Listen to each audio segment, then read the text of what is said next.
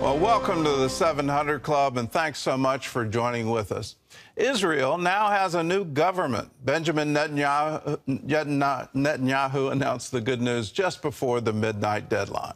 When he takes office, Netanyahu will become prime minister for an unprecedented sixth time. CBN Middle East correspondent Julie Stahl brings us the story from Jerusalem. Just before the midnight deadline, Israeli Prime Minister-designate Benjamin Netanyahu phoned Israeli President Isaac Herzog. I wanted to let you know that thanks to the huge public support we received during the elections, I am able to form a government that will take care of all citizens of Israel, and I intend, of course, to establish it as soon as possible. Netanyahu's coalition consists of his Likud party and religious parties. There's no disputing on any end of the political spectrum that it's going to be the rightward-most government that Israel's had in its 70-plus years of modern history. By law, Netanyahu is not required to reveal the terms of the agreements he made with his coalition partners until 48 hours before the new government is sworn in. That will take place in the next week or two.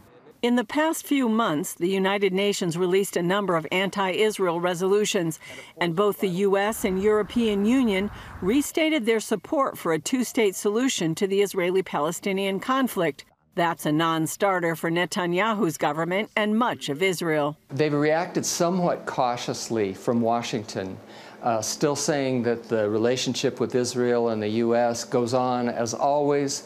We will work with the Netanyahu government. CBN News senior editor and political analyst John Waggy says Netanyahu will work to shift the focus in the Middle East. He has a vision for diplomacy. He's going to try and transcend Iran by going through the Gulf states and Saudi Arabia and seeing if he can't change the balance of making the Palestinians the center point of Middle Eastern negotiations and diplomacy. Though a plurality of Israelis has consistently voted for Netanyahu, reaction to the new government is mixed. This is a bad government, very bad. It's a racist government, and I don't believe it will last more than a year, and I really hope it will not make it. We have a lot of hopes from the new government.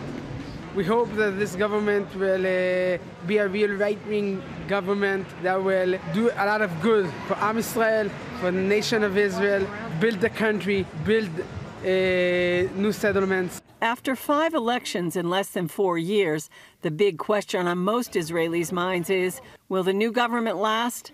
Only time will tell. Julie Stahl, CBN News, Jerusalem. Well, my prediction is it will last because the alternative to go into continual election after election after election is not going to be appealing to any Israeli on either side, any of the side. They don't have two parties. They have dozens of political parties, and that you always have to form coalitions and craft agreements in order to come to that majority and to elect a prime minister. So Benjamin Netanyahu, again, he's been the longest-serving prime minister in Israel's history. He gets another term, and I wish him very well. But the world is absolutely against Israel right now. The number of resolutions coming out of the UN, and then to my amazement, people trying to call for a two-state solution based on the 1967 borders. They clearly don't understand the reality on the ground, and that would literally destroy Jewish cities that have been created and exist, and would put Israel's security at absolute risk. You would be able to shell Tel Aviv from those borders, and Israel cannot have that. You cannot survive as a culture if you have an enemy in open warfare against you, which they've had their entire existence. So pray for the peace of Jerusalem. Pray for Israel. This is something the Bible requires from all of us, all people of faith. Well, in other news, during his address to Congress, Ukraine's president thanked the American people for their aid in the war against Russia. He also promised that that aid will ensure global security. Wendy Griffith has that story and more from the CBN Newsroom. Wendy? Gordon, fresh from the front lines, Ukrainian President Zelensky met with President Biden in the Oval Office Wednesday. In his joint address to Congress, he stressed the need for ongoing U.S. support in Ukraine's war against Russia. Gary Lane reports. Ukrainian President Zelensky appeared before a joint session of Congress, thanking the American people for their help in its war against Russia. Russia could stop its aggression, really, if it wanted to, but you can speed up our victory. Zelensky was the first wartime leader to address both houses of Congress since Winston Churchill. He said more help is needed if Ukraine is to defeat Putin's army. Your money is not charity.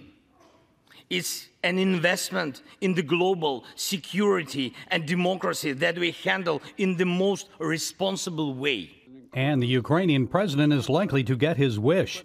Earlier at the White House, President Biden announced a new aid package for Ukraine, worth nearly $2 billion. The assistance includes the deployment of advanced surface-to-air Patriot missiles, America's premier air defense system.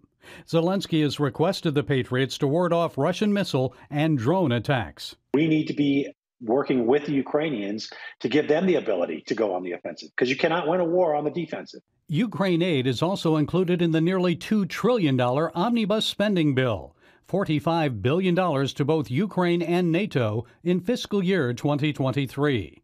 Senate Minority Leader Mitch McConnell insists aid to Ukraine is the top priority of most Republicans. Providing assistance for the Ukrainians to defeat the Russians, that's the number one priority for the United States right now. Kevin McCarthy, who is seeking to become Speaker of the House when Republicans take control early next month, warns his members won't be writing Ukraine a blank check. Many of them want accountability for the billions of dollars and weapons already sent to Zelensky's government. In the meantime, ongoing Russian attacks against Ukraine's power grid mean many Ukrainians are in for a cold, harsh winter without electricity. Although many also lack food and water, Zelensky says his people will endure. And he predicts Russian President Putin may launch a major ground offensive in the spring. But he says with America's help, his countrymen will claim victory. May God protect our brave troops and citizens. May God forever bless the United States of America. Merry Christmas and happy, victorious New Year. Gary Lane, CBN News. Thanks, Gary. Well, Congress is racing to pass the omnibus spending bill by Friday before a partial government shutdown. The $1.7 trillion bill is 4,100 pages long. That's more than 3 times the size of the Bible. North Carolina Rep. Dan Bishop tasked his team with combing through the document.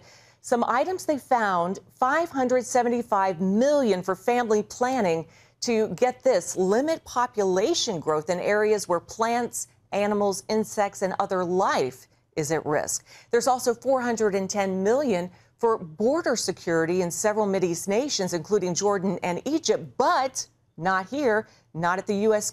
border.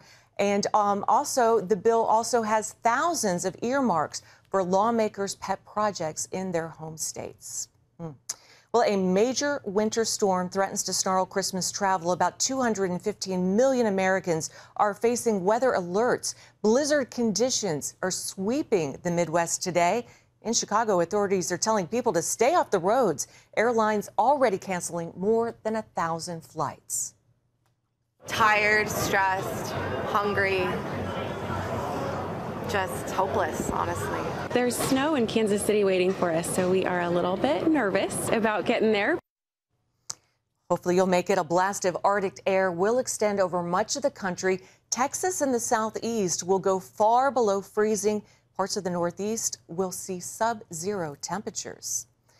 Well, as many hope to make it home for Christmas, that will not be the case for millions of Americans behind bars.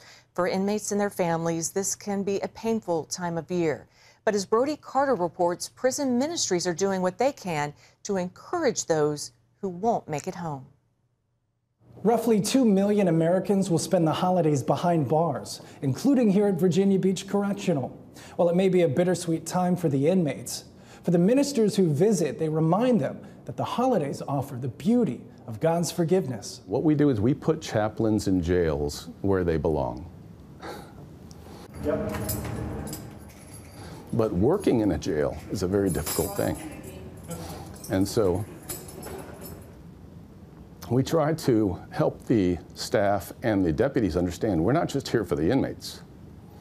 We're here for people. And God loves people. More than 1,000 inmates are calling this jail home. Most are first-time offenders, and Chaplain Joe Kelty serves as their lifeline to hope. And that's the intersection, you know, it's the Great Commission. Help other people get through their stuff and find God in the midst of their struggles. Kelty is part of the Good News Jail and Prison Ministry, a nonprofit network of 400 chaplains in 25 states. The volunteers preach the gospel and help people of all faith backgrounds cope with life in jail. One of the more moving parts of the job is when an inmate finds out that a loved one has died on the outside. And here they are in jail, and they can't be with the family. That's some of the more difficult conversations, but also the most meaningful. Today is Christmas time in the jail.